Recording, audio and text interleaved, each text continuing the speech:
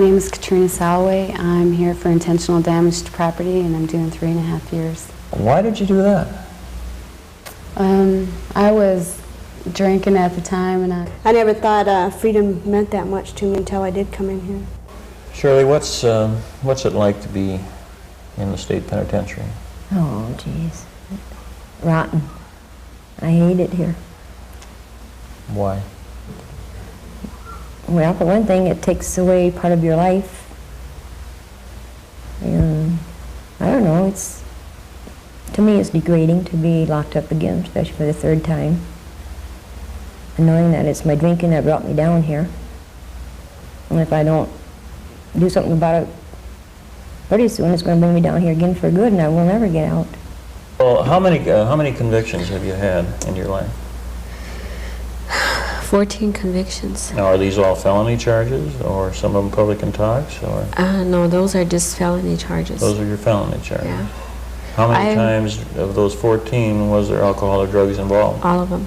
In the public interest, River Park of South Dakota and this station present part 2 of a trilogy, People of Prison, dealing with the overcrowding of our penal system. This segment, People of Prison, the Women. I'm Dean Randall, speaking to you for River Park of South Dakota. Our overcrowded prison system is a topic of intense interest and wide discussion right now. This program will deal with that issue and what can be done to alleviate conditions. Glenn Jorgensen and River Park's public awareness staff have spent some months researching and documenting this problem, conducting interviews with prisoners, and with Herman Solem, warden of the South Dakota State Penitentiary in Sioux Falls. They also went to the Women's Correction Facility in Yankton to talk with Lynn Delano, superintendent. The result is an in-depth study of the situation, frank discussion of their problems by some inmates, and some possible solutions. Let's see what's happening with People of Prison, the Women. I'm just curious as to how someone, a nice young lady, finds herself working in the corrections area. What was this? How did you get started in it? I think when I was a teenager, I found an interest in corrections at that time, and I pursued it through my college education, and then I did a couple of internships working with juvenile delinquent girls. And prior to moving to South Dakota, I worked in a group home with delinquent girls. Mm-hmm. From everything I've heard, Lynn, South Dakota, and not to, I guess it is maybe flattering, but the comments about your administration have been very positive, and I gather that we're fortunate to have you here. How many how many ladies in the South Dakota Women's Penitentiary at this time? Right now we have 43 women. Could you tell me just a little bit about who they are, as to ages, where they come from, roles in life? The majority of the women are young. They're about, I think the average age right now is 27. That young? Mm-hmm. And that age has gone up a little bit, and it fluctuates depending on the number of women that we have in here. Most of them are single, meaning, and that includes divorced, separated, widowed. And about 55 to 60% of them are parents of minor children. And the majority of those women, the parents, are single parents. The numbers fluctuate, but the average percent would be about 75% have a history of drug and/or alcohol abuse. That's very, very high, isn't it? It's very high. Yes, it is. These people, these ladies, what kinds of occupations or family backgrounds? Just, I don't realize these are generalities. Mm-hmm. Most of them have a poor work history. They, the women that have worked, and I don't have the current statistics on that, but the women that have worked have generally worked in the service areas, dishwashing, waitressing, maid, motel work, that kind of thing. Very few women with any skills or interest in non-traditional types of occupations. And for most of them, they just come here with no background in the work environment. Would that indicate that one of the contributory factors then to both the alcohol, drug involvement and the criminal activity revolves around the job situation? I think that's part of it. I think if you were to analyze it, there's a number of contributing factors. The family background, the work history or the lack of work history. A large percentage of the women don't have a high school degree or a GED, so they have an incomplete education. A lot of them became mothers at a young age, and those are all kinds of contributing factors. And the family background is sometimes not necessarily bad, but sometimes it's been a little disruptive. Most of these people then probably started their alcohol drug use rather young. In the information that we gather from the women when they first come in, a lot of them do start young. They start at age 13, 14, and some even younger. I think most of them start in their teen years. From those few comments, Lynn, we're looking for answers to what do we do about it. And I know that part of what you're trying to do is to prepare them for occupations and to make up for some of the self-esteem things. Do you feel that self-image is a big part of the I think problem? that's one of the large factors that we're dealing with. The women, I think overall, you could say 95% have a poor self-image. And a lot of the programs that we offer in the institution try to deal with their self-concept. We treat them with respect. We try to treat them with respect, and we try to help them realize that everyone makes mistakes. Their mistake perhaps was a lot more serious than most of us, but that doesn't mean they're bad people. They're still worthwhile people. Very much so, and we try to emphasize that. Lynn brought out that startling figure of 75% of the women in prison have a history of chemical dependency. And she mentioned later to Glenn that some of the worthwhile alcoholism programs will be dropped next year, in spite of that percentage. We'll return to that conversation. We're not going to be able to continue in the next year. Our number of our current population of 43, we're really overcrowded right now. Our design capacity is 26. So You're overcrowded. We're overcrowded, and we're a little short-staffed, and we just can't pull it off. But we'll continue to offer the program within the facility. Well, that sounds like a positive response to the problem, and at least they're not just sitting here doing nothing. We emphasize, the self-concept. We try to help them get some job skills. We try to help them complete their basic education. There's a lot of other programs that are offered. We have the parent-child program where the women can have their kids come in and stay. That mother-child relationship, we feel, is really vital. We don't want to punish the children with the mother's absence, so we try to help them continue that relationship. That seems to be one of the things, Lynn, that comes through in talking with the inmates, that the separation from family, especially where small children are involved, are they gaining some, I know they have some motivation to want to parent well. Are they getting some parent training while they're here also? Yeah, we offer it not as often as we'd like to, but we offer parent effectiveness training or systematic training for effective parenting, two standardized courses. And on occasion, when we can swing it in terms of staff time, we'll offer just basic child development courses. If a woman comes in with an infant or she has a baby after she's here, we try to use the baby and the mother and show the other women how you properly bathe and feed or nurse an infant. So we kind of incorporate things as they come up and as best we can. 7 years of experience and during that period of time, how many different women would you have worked with, do you feel? Well, I guess I've never counted the numbers. A lot of women. A lot of women. And plus the education that you've accumulated. You're saying that the primary need they have is to grow in self-esteem. What are we going to do? You're overcrowded now, and it doesn't seem to be any slacking of people who are getting involved with the law. What do you think society can best do? It's in our own self-interest to reduce the incidence of problems. What do the schools do? Have you got any quick answers? That's Well, unfortunately, because the school's a handy factor out there, we kind of grab onto the school and make it their responsibility to do all these social kinds of things, and yet they're the institution that has the children the longest time. The churches are another institution that probably could do more. The family as an institution certainly should be doing more.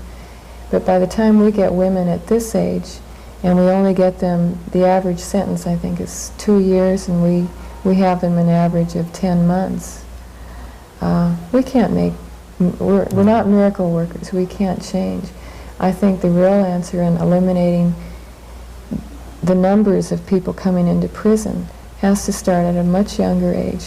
I think as a nation, our priorities are terribly confused. Children are our greatest natural resource, and that's quoting John F. Kennedy. But I think we really need to put some time, money, and effort into children at that young age. It's almost too late when they get to this age, and I hate to say that because I think we're all capable of change. But it's so much easier to make those changes when you're at a younger age than it is when you're a mature adult. River Park has always been concerned with early education on drug and alcohol abuse. It might have helped keep Dawn out of prison. Her problem started at age 10. My name's Dawn Brazel. I'm 21 years old. I was sentenced here to prison for a controlled substance of LSD. And I was sentenced 10 years. And I got a 5-year cut. Dawn, when did you first experiment or use chemicals? I was about 13. And could you tell me a little bit about what happened at that point? I started getting in trouble around 10 years old, and that's when I started going out and partying around then. Started running away from home a lot. That's how I got involved with going to the parties and hanging out with a lot of people older than me. What was the first drug that you used, alcohol or other drugs? Yeah, alcohol was first, and then I got into pot smoking. I wasn't into any chemicals when I was around 10, 11, but I think the first time I took chemicals was about 15. What was your first troublesome time? What was the first time you got into trouble with the use of chemicals? When I was 16. What happened then? I guess it was just pot when I was 16. You were smoking pot at that time? Plus, were you also drinking then? Yeah. And what was the first trouble? Well, I got sent to Plankyton when I was 16 for 4 bags of pot. And For possession, you mean? yes, And how long did you stay there? I stayed there 8.5 months. And how was that experience? I think I learned a lesson out of that because I stayed out of trouble until now. Dawn, a charming young woman with years in prison ahead of her because of chemical dependency. And next, meet Arlene, who at age 36 has spent half of her adult life in the prison system. Arlene, just to set the stage a bit, I'd like to find out, when did you first start Drinking? drinking? Was alcohol your big drug? Yeah. Your main one? I started drinking when I was, I think about 3 or 4 years old, when my father used to give me whiskey and sugar for my colds. For medicinal purposes? Yeah. And I think I continued on, drinking, taking drinks from my father's beer or whatever. But I got in trouble when I was 12 years old. I think that was my first reality with alcohol, and I was living in Yankton with my parents at the time, and I got picked up for public intoxication, and I was sentenced to training school for an indefinite period of time. When I was released from there, and I was 16. So you served 5 years, you spent 5 years at the training in school? between that time, I was out paroled to my sister for a while, and it didn't work out, so they sent me back again. But it was due to, Well, that, I was just skipping school when they set me back. So when you were 16, you were out, but then you went back into the training school again? No, in between the 12 and 16. I see, okay, all right. So your first troublesome drinking was at the age of 12? Mm-hmm. And immediately then, about the same time, you got into your first trouble that you were Mm-hmm. sentenced to training school? Yeah. Mm-hmm. I really think that, if I had known a little bit more about alcohol at that time, I think I would have known that I was an alcoholic at that stage. Something, you know, at least you learned out early that for you, alcohol apparently didn't Yeah. do very good things for you. What were you drinking? Was beer, When I whiskey, was wine? 12, we were drinking wine, and it was Ruby Port. I remember because I got very sick after that. But it was, I don't hardly remember anything. It was blackouts already Yeah, at right that away, stage. right Yeah. when you first started drinking. Blackout being Couldn't remember. you'd keep functioning, but Yeah. you would be blackout. Where did you get your supply at that early age? Well, my brother and my cousin were drinking, and they got so that they weren't even paying attention to us, so we were sneaking You it. were sneaking their Yeah. booze? We got drunk. You have, at that early age, it might be a little difficult, but why do you think you drank at that time? At that time, I thought it was just the thing to do, because my parents drank ever since I can remember. And it was always in the house. You know. I know now that my parents were alcoholics. These are tragic stories, but Glenn wants me to remind you that there is hope in every case. There is help available for all these women. They can become self-sustaining citizens, although their past has been painful.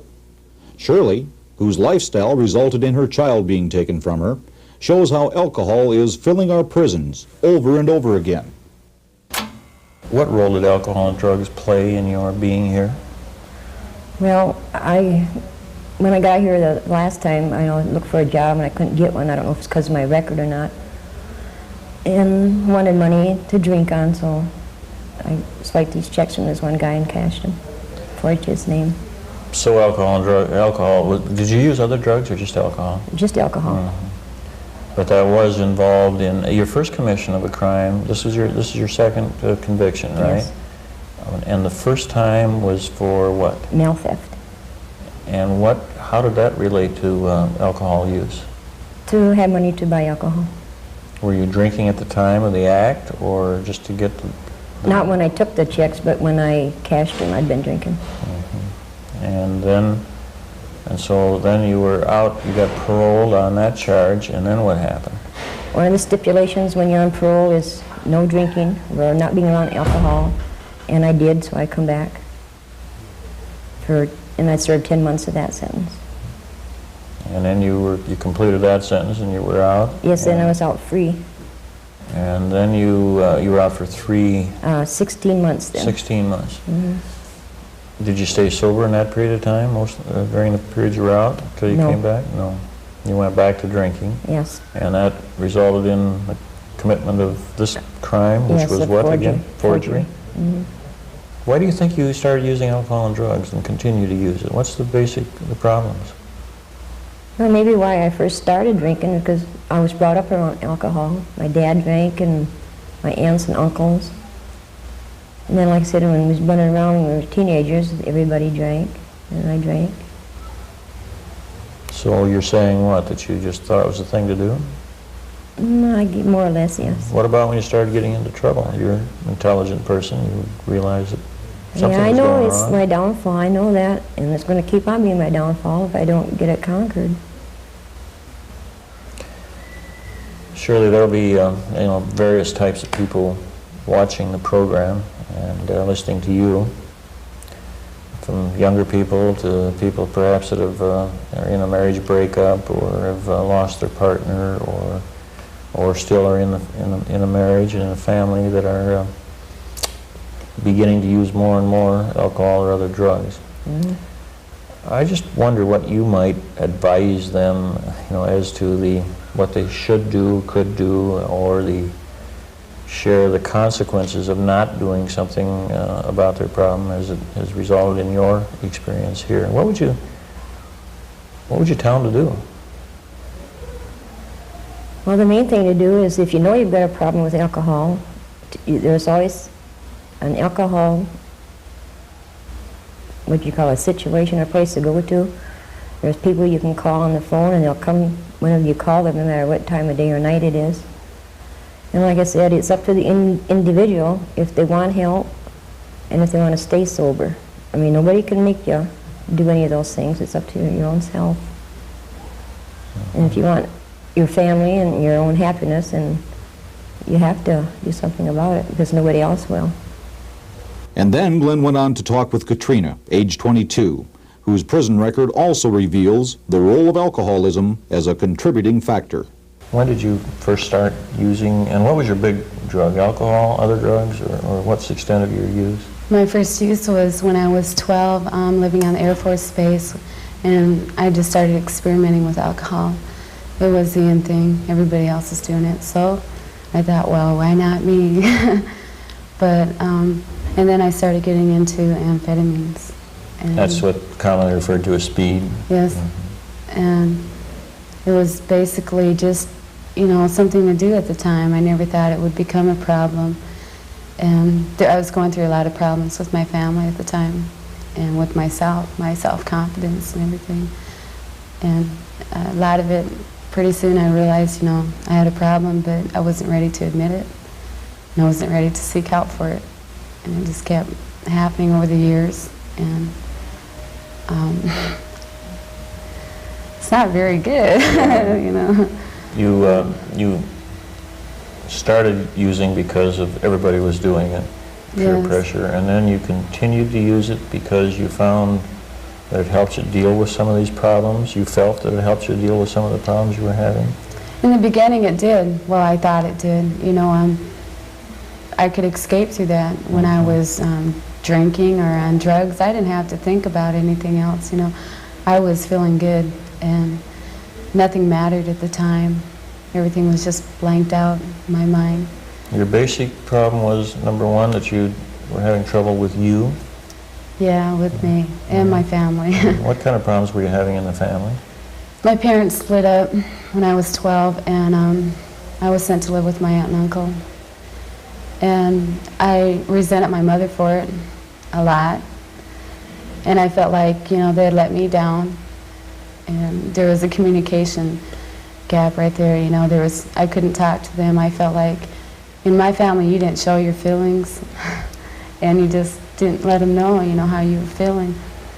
And so many times I wanted to talk to them, but I couldn't. I was afraid to. There was nobody I could go to. I resented my mom, so I just kept getting into it. And my father's an alcoholic.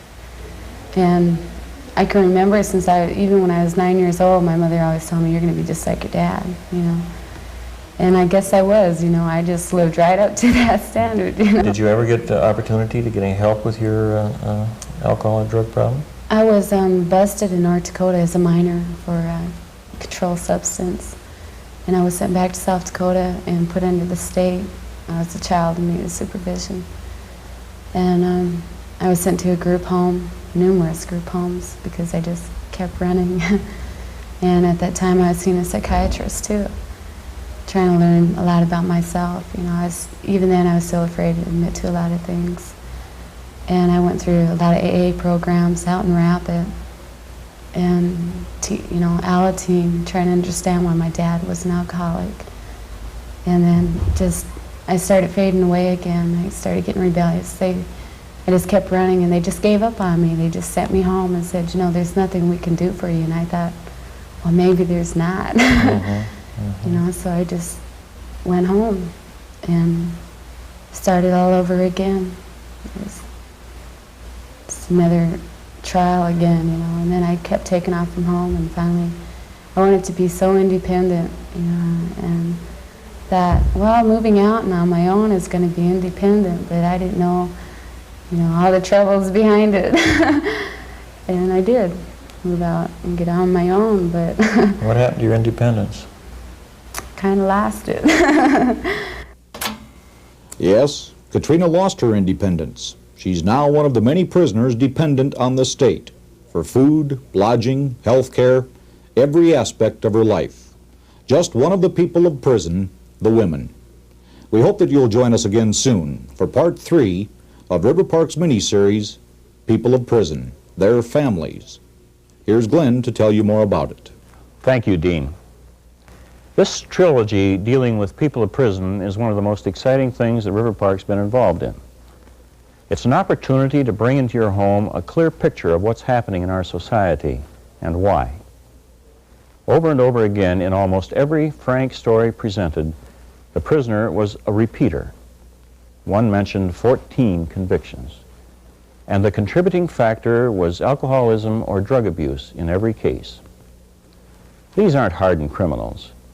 They're people with a disease that can be treated, successfully treated.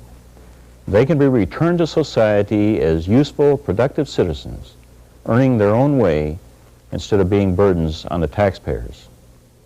River Park sees it every day, the education and rehabilitation of patients who had almost lost hope.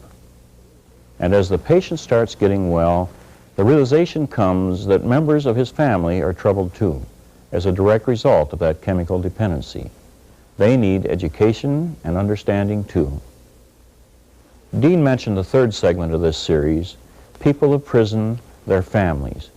We hope you'll be with us as we discover how the prisoners feel about their families left behind on the outside, how much pain and suffering is caused for spouses and children. People of prison. With our correctional institutions overflowing with men and women who should and could be assets to our state, with courts flooded with people who insist on driving after drinking, each one of us must search for answers to this problem, reminding ourselves meanwhile that for many of us, there but for the grace of God, go I. My dad used to beat us up when we were little kids, and I remember that real well. And I think that made me want to run a lot too. Do you have any idea thoughts of why he did that? Well, he usually came home drunk every night, and it didn't take much to make him mad. And little kids, you know, can take a person off.